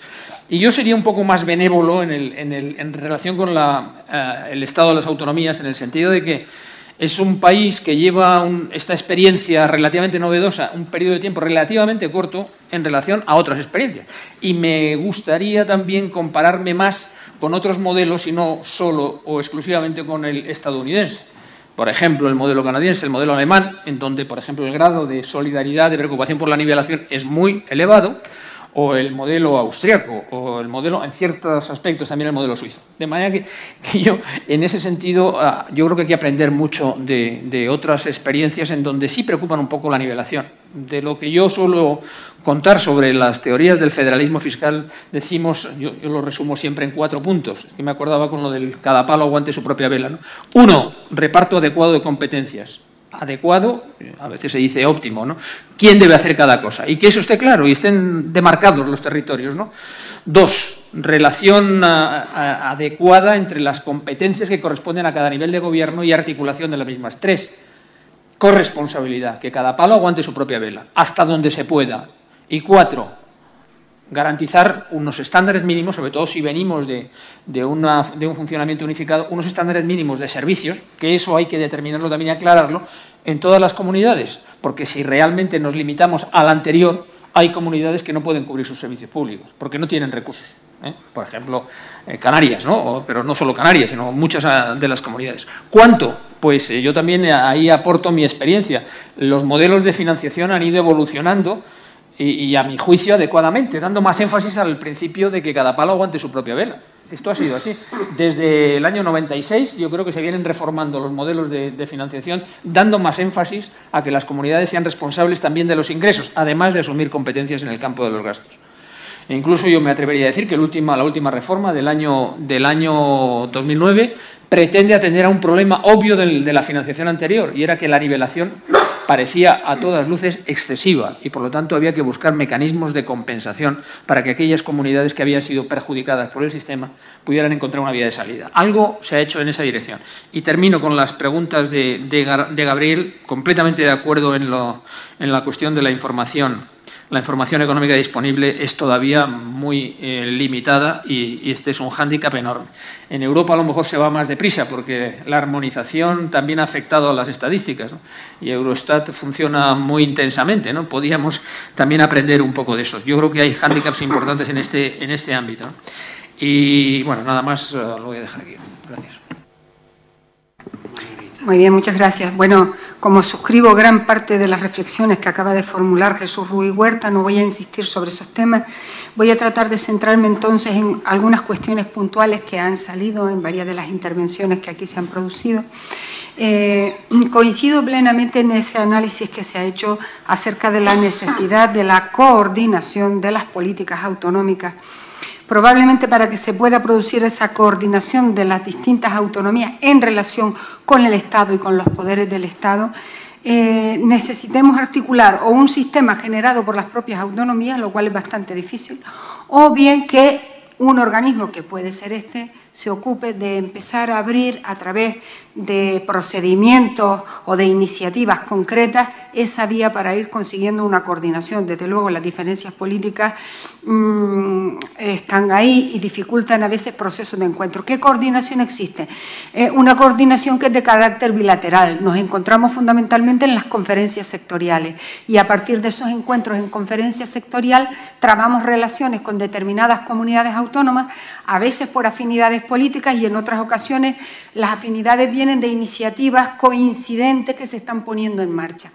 Bien, eso entiendo que no es suficiente, sobre todo en un momento en el cual las comunidades autónomas están en la palestra de la culpabilidad, de a quién se imputa algo de responsabilidad. Tienen, como no, todos tenemos una cuota de responsabilidad en la situación económico-financiera en que se encuentra nuestro país. Pero yo creo que esa coordinación fundamentalmente debería quedar bien articulada trabajando por áreas específicas, sean servicios públicos esenciales o sean aspectos tan importantes como el empleo. Me voy a centrar en estas dos cuestiones. Servicios públicos esenciales, más allá de las diferencias que puede haber en cuanto a enfoques relativos al mayor o menor grado de autonomía y autosuficiencia por parte de distintas comunidades autónomas, a mí me parece que el Estado tiene el deber de asegurar a todos los ciudadanos, vivan donde vivan, unos servicios que se consideran esenciales para la comunidad. Sí, del articulado, del título 1 de la Constitución Española, donde está el aparato de los derechos que nos corresponden como ciudadanos, de ese título el Estado tiene que responder. Y bueno, podemos estar de acuerdo en que entonces el Estado responda en una determinada cuota que asegura a todos los ciudadanos vivan donde vivan. Y el resto, la posible superación de cuotas, ya depende de cada comunidad autónoma. Pero un mínimo que garantice esos servicios públicos esenciales son de responsabilidad última del Estado. Y en otras áreas específicas, como el empleo, lo que está sucediendo es que no hay empleo. En nuestro país no hay empleo. No hay empleo público porque hay una prohibición en el Real Decreto Ley 20/2011 de crear empleo público para el año 2012. Y no hay empleo privado, no se crea empleo privado porque las empresas tienen dos problemas. Uno, la financiación y otro, la morosidad. Bueno, yo creo que este es un problema común a todas las comunidades autónomas, pero es también un problema de Estado. Y ahí ligamos el discurso del empleo, que además no solamente tiene el problema de la falta de existencia de empleo, sino en el abultado volumen de trabajo no declarado que hay en este país, de trabajo irregular que hay en este país y de economía sumergida que hay en este país. Y eso es una responsabilidad del Estado, pero también es una responsabilidad que podemos asumir las comunidades autónomas. Las comunidades autónomas estamos poniendo en marcha mesas de concertación, instrumentos con la Inspección de Trabajo. Hay comunidades autónomas que la tienen transferida y otras no. Esta es otra importante diferencia, pero medidas para combatir el fraude, medidas para combatir la economía sumergida y, sobre todo, estamos haciendo propuestas para que aflore trabajo no declarado. Por tanto, en áreas específicas o por áreas específicas, yo creo que hay una importante labor que realizar entre comunidades autónomas y el Estado. Relaciones de coordinación y, por supuesto, relaciones de cooperación. No voy a hacer más uso del tiempo. Comparto en gran medida muchas cosas que se han dicho aquí en materia de estabilidad económica, estabilidad financiera, detectando dónde están los problemas y dónde podemos encontrar las soluciones, pero yo creo que soluciones mágicas y generales o generalistas no hay, pero sí que tenemos por delante un importante trabajo de coordinación y de cooperación entre las comunidades autónomas y el Estado. Venga, pues finalizando ya esta larga mañana, sí que quería hacer un comentario a lo que ha dicho el señor Amigual anteriormente de que los políticos tienen que ejercer control y no gestión. Yo creo que más que los políticos, las administraciones públicas se tienen que dedicar a lo que se tienen que dedicar, que es la supervisión y la regulación, y dejar al ámbito privado que haga lo que tiene que hacer, que normalmente es la gestión o la producción de bienes. Cuando se entremezclan las dos cosas, el resultado no suele ser bueno. No por nada, sino porque tienen objetivos distintos. Las administraciones no tienen los mismos objetivos que tienen el ámbito privado y cuando tratan de hacer de empresarios normalmente no lo hacen bien, pero además dejan de hacer su labor principal, que es la de supervisión, ¿no? Y yo creo que eso pasa a menudo. En cuanto a las respuestas, algunas de las cosas que ha dicho el señor Elorriaga, yo creo que son preguntas muy buenas, pero no sé muy bien cómo responder, más allá de que efectivamente yo creo que hay un problema enorme con la información económico-financiera. Es uno de los problemas que seguramente hacen que los mercados, encabezados por esas ahora demonizadas agencias de calificación, entienden menos de nuestro sistema, y es que no tenemos un sistema fiable de información económica financiera en las administraciones públicas. Voy a poner un ejemplo al revés, para no poner un ejemplo hacia mal, voy a poner un ejemplo al revés. Una universidad a finales de este año, en diciembre de este año, comunicó que iba a tener un déficit de 45 millones de euros, que después ha sido de 8 millones de euros. La información ya la tenía, pero no la elaboró bien y sistemáticamente lo hace así. Esta diferencia es enorme para una comunidad autónoma pequeñita, Entonces, esta variación en la información es algo que no se entiende desde fuera y es porque no tenemos un sistema fiable. Yo creo que sí que tenemos que avanzar hacia la fiabilidad de la información que aportamos. No a que si después alguien voluntariamente lo hace bien o mal, ese es otro problema, pero no tenemos un sistema fiable. Y en cuanto a la compatibilización de que el Estado garantice el 75% del gasto con la autonomía, yo creo que no son muy fácilmente compatibles. Desde luego, si alguna comunidad autónoma, quiero decir, si el sistema es, vamos a dotar a las comunidades autónomas de un determinado nivel de ingresos para que cubra con el determinado nivel mínimo de gastos públicos, pero después las comunidades autónomas nos dedicamos a dar una prestación sanitaria distinta de lo que hacen otras comunidades autónomas o en empleo, pues entonces no podemos pedir una cosa y la contraria a la vez, ¿no? Esto es algo que efectivamente nos pasa. Yo creo que todavía esto de la corresponsabilidad fiscal lo decimos muchas veces, pero no nos lo creemos, realmente no nos lo creemos a veces porque casi ni entendemos lo que es. Muy bien, pues yo creo que ha sido un diálogo instructivo, interesante, que confirma el acierto del Institut de Dret Public y los demás institutos patrocinadores de este encuentro, que espero siga siendo muy fructífero esta tarde. Y se levanta la sesión.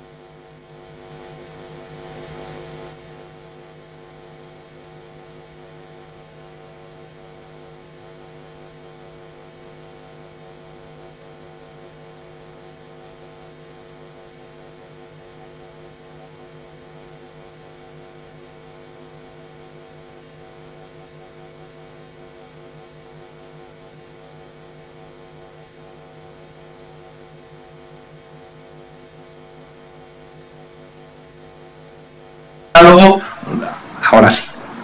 Ahora sí. No es que me hubiese quedado afónico. Un diálogo que creemos que puede ser enriquecido desde distintas perspectivas. Pues bien, yo no quiero tampoco distraer más, luego habrá ocasión de realizar algún comentario. Creo que el tema es lo suficientemente rico para que tengamos posteriormente ese debate, derechos sociales y la crisis. Y sin más, le cedo la palabra a don Marcos Baquer Caballería, catedrático de Derecho Administrativo. Buenas tardes. Antes que nada, permítanme que mis primeras palabras sean para agradecer a las tres organizaciones que nos convocan aquí hoy, al Instituto de Derecho Público, a la Fundación Ortega Marañón y a la Fundación Manuel Jiménez Abad. Les agradezca su amable invitación a estar aquí con ustedes esta tarde. Les felicite por esta iniciativa, que me parece ciertamente feliz, y en particular al profesor Tornos Mas, porque suya fue también la idea y el tema de mi ponencia, que me parece muy oportuna en los tiempos que corren. Bien, sin más dilación, se trata pues de ocuparse de los derechos sociales y la crisis.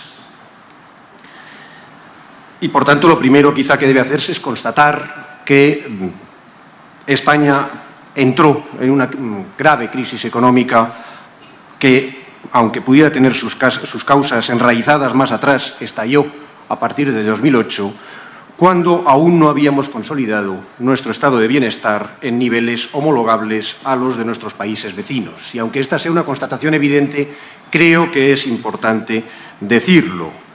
Según el Banco de España, en el 2007, es decir, en el último año álgido de nuestro periodo de crecimiento económico, el Producto Interior Bruto de España ya alcanzaba el 96,2% del nivel medio de la Unión Económica y Monetaria y, sin embargo, nuestro gasto público en educación todavía representaba un 84,1%, el gasto sanitario un 82,5%, el dedicado a la seguridad social un 74,9% y el de vivienda solo representaba, el gasto directo, un 45% de la media de la UEM, de la Unión Económica y Monetaria, es decir, de nuestros socios del euro. Es decir, que España, justo antes de estallar la crisis, todavía tenía un nivel, digámoslo así, subestándar de prestaciones sociales, un nivel de cumplimiento de la cláusula de Estado social inferior a la media de nuestros países socios en el euro. Y, sin embargo, España, como curiosamente lo había hecho muy poco antes Grecia y Portugal, dos países expresamente intervenidos, se encuentra desde la Constitución de 1978 en la vanguardia de la constitucionalización de los derechos económicos, sociales y culturales, como los derechos a la educación, a la salud o a la vivienda, por ejemplo, que se acompañan en nuestra Constitución de mandatos correlativos de acción positiva o de prestación dirigidos a los poderes públicos. Es bien conocido que existe un debate que viene durando ya desde el 78, más de 3 décadas, sobre la eficacia que despliegan los principios rectores de la política económica y social del capítulo 3 del título 1 de la Constitución española, la eficacia que despliegan, digo, como derechos subjetivos. En todo caso, y más allá de la posición que se tome en este debate, está claro que son derechos de configuración legal, es decir, que requieren un desarrollo legislativo. Y a ello nos veníamos aplicando y nos habíamos aplicado desde la promulgación de la Constitución, consolidando primero servicios públicos universales en materia de educación y, hasta donde es propio de un sistema de seguridad social, también en seguridad social, de la que después se desgajaría, sobre todo a partir de la Ley General de Sanidad, la sanidad como un sistema prestacional propio y asimismo universal y gratuito, y por último, en el 2006, el llamado sistema de dependencia, el cuarto pilar de nuestro estado de bienestar. Menor ha sido el grado de consolidación de los demás ramos, por decirlo así, de prestaciones sociales o de seguridad social en su sentido más amplio o beberichiano.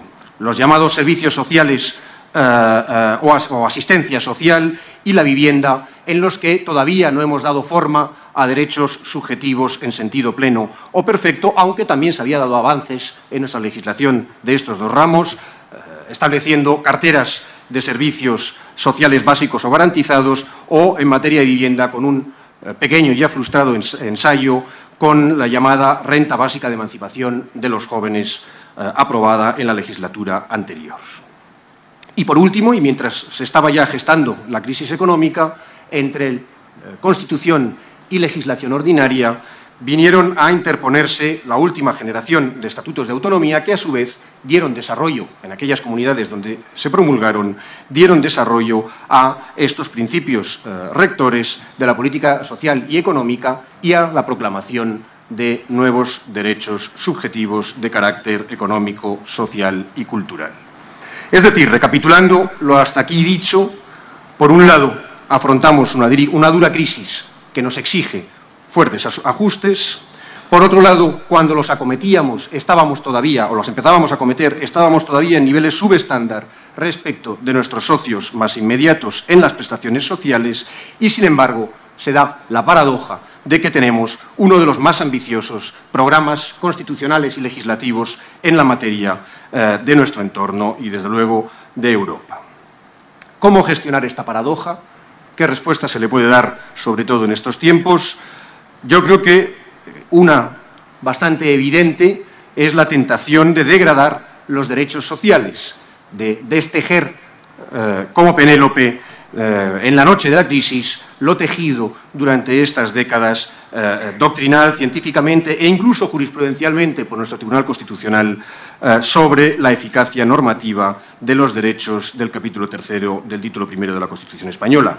Y digo que existe esta tentación porque se ven algunas manifestaciones de la misma en la propia sentencia del Tribunal Constitucional sobre el Estatut de Cataluña, al hilo de su pronunciamiento sobre la proclamación estatutaria de derechos complementarios a los constitucionales, el Tribunal Constitucional, sin tener necesidad de ello y, por tanto, llevándose de un puro ánimo doctrinarista, afirmó, por ejemplo, que ya en la propia Constitución, bajo el término derecho, se comprenden tanto verdaderos derechos subjetivos como cláusulas de legitimación para el desarrollo de determinadas opciones legislativas. En fin, no puedo compartir esta opinión. No creo de ningún modo que los derechos sociales puedan interpretarse como una mera licencia literaria para expresar una mera cláusula de legitimación para el desarrollo de determinadas opciones legislativas, habida cuenta que en un Estado democrático esas opciones no necesitan legitimación expresa del constituyente, sino que pueden desenvolverse libremente siempre y cuando no sean contrarias al orden constitucional. Con esto no pretendo decir que todos los derechos constitucionales desplieguen la misma eficacia, habida cuenta que tampoco tienen el mismo objeto, los mismos sujetos ni el mismo contenido. Sin embargo, soy de los que creen que las diferencias son de grado, no de esencia, que en todo el título 1 de la Constitución española hay una dimensión objetiva como principios del ordenamiento en las proclamaciones que ahí se hacen, pero también despliegan una cierta eficacia subjetiva que aquí no podré desarrollar por limitaciones evidentes de tiempo, pero que además, como ya dijo Robert Alexy, el gran teórico alemán de los derechos, en tiempos de crisis es cuando más necesaria es la protección de los derechos sociales y, por tanto, cuando más debemos huir de la tentación a que antes aludía de degradar su eficacia jurídica. Esta eficacia, en todo caso, y creo que también es importante reseñarlo, aunque sea muy brevemente, ha sufrido una alteración de último momento, no por la dicción que tienen los preceptos que consagran los derechos sociales en la Constitución española, sino por su ubicación y su engarce sistemático dentro de la Constitución desde que ésta ha sido recientemente modificada, concretamente su artículo 135. Como saben, y posiblemente esta mañana se ha hablado más largamente de ello y por tanto aquí no me voy a detener, la Constitución, hasta esta reforma producida hace unos meses, proclamaba la estabilidad económica, un principio muy general dentro del cual cabía todo tipo de opción de política económica, y ahora proclama además el principio de estabilidad presupuestaria, que es algo manifiestamente distinto y más determinado que aquel. Yo creo que es importante destacar además que hasta ahora las normas de gestión económica del sector público que se contenían en la Constitución española operaban en un plano exclusivamente modal, es decir, contenían criterios instrumentales como la progresividad de los tributos o los criterios de eficiencia y economía del gasto público y formales como la reserva de ley en determinadas materias. Y ahora se da un salto cualitativo porque se introduce un auténtico principio y, por volver con la teoría de Alexis sobre derechos fundamentales, como tal principio es un mandato de optimización que habrá que ponderar en lo sucesivo con el título primero, con la que hasta ahora en la parte dogmática de la Constitución, habrá que ponderar, por tanto, con los fines económicos, sociales y culturales definidos en el capítulo tercero del título primero. Por tanto, se introduce, por tanto, una nueva necesidad de ponderar entre bienes jurídicos principiales en la Constitución, esto con carácter ordinario, porque además la Constitución ha introducido ahora unos límites máximos al déficit estructural y a la deuda pública, siendo así que nunca ha establecido límites mínimos a las prestaciones sociales, si salvamos quizá la exigencia de la educación obligatoria gratuita. En lo demás, el mandato de optimización no contemplaba mínimos ni máximos. Ahora, como digo, sí que hay nuevos máximos para el déficit estructural y la deuda pública, aunque todavía no entrados en vigor, prolongado bastante esa entrada en vigor en el tiempo, pero esto sin duda introduce una asimetría, puesto que cuando se alcancen esos límites ya no son, aunque establecidos por remisión a una ley orgánica, ya no son principios, ya son reglas. Y por tanto, la cuestión será entonces ya no un juicio de ponderación entre principios, sino un juicio de subsunción. Hemos o no alcanzado el límite, y si hemos alcanzado el límite, ese límite no puede sino interpretarse como una regla prohibitiva, como una regla limitativa, de manera que la única opción constitucionalmente legítima alcanzado ese límite es rebajar el déficit o la deuda según se trate. Esta prevalencia, por tanto, de la estabilidad presupuestaria, alcanzados dichos límites, sobre los demás fines, bienes y principios constitucionales, será la regla general, aunque la Constitución también contempla excepciones como las catástrofes naturales, la recesión económica o situaciones de emergencia extraordinaria, dice la Constitución, que escapen al control del Estado y perjudiquen considerablemente la situación financiera o la sostenibilidad económica o social del Estado. El constituyente mandó al legislador orgánico desarrollar también este punto del nuevo artículo 135. Y, sin embargo, la Ley Orgánica 2/2012, que nos ha ilustrado, ha determinado el principio de estabilidad presupuestaria y los complementarios que ha articulado, sin embargo, ha dejado en la sombra estas excepciones. No ha cumplido el mandato constitucional de desarrollar, determinar en qué consiste, en lo que ahora nos toca en esta sesión, en qué consiste la sostenibilidad social del Estado, cuándo se puede poner en peligro, cuándo se puede perjudicar esa sostenibilidad social. Bien, hasta aquí unas palabras, por tanto, dichas, expresadas de manera bastante burda por la celeridad necesaria, sobre la eficacia, es decir, sobre la potencia que tienen los derechos sociales en la Constitución. Ahora me querría detener brevemente también en la efectividad de esos derechos, es decir, pasar de la potencia al acto, a la actualidad o realidad de los derechos sociales. Y para eso quizá podemos partir de la constatación, de nuevo, evidente, de que dentro de la familia de los derechos constitucionales, sin duda los más frágiles y los más sensibles a los recortes presupuestarios son los derechos económicos, sociales y culturales, por varias razones también evidentes. En primer lugar, porque son los más jóvenes, los menos consolidados en la conciencia política y social, y en segundo lugar, por su contenido, por consistir eminentemente en derechos de prestación que consumen muchos recursos públicos y, por tanto, objeto preferente o apetecido de las medidas de ajuste conducentes a contener ese gasto público, a ajustarlo y reconducirnos a la senda de estabilidad presupuestaria. Si esto es así, el impacto de las medidas que pueden producirse en este sector puede ser ciertamente muy negativo si, como parece que está ocurriendo, la crisis económica no es solo un proceso agudo, sino un proceso crónico que se va a prolongar durante años, ya lo ha hecho durante 4 y hemos tenido ya una recaída en la recesión, y entonces la crisis económica puede ser progresivamente una crisis también social. Curiosamente, la propia Comisión Europea en un informe sobre la situación social de la Unión Europea de 2009, prologado por el comisario Olli Rehn, destacó entre los mensajes claves de ese informe que habrá que vigilar estrechamente las consecuencias sociales de las consolidaciones presupuestarias.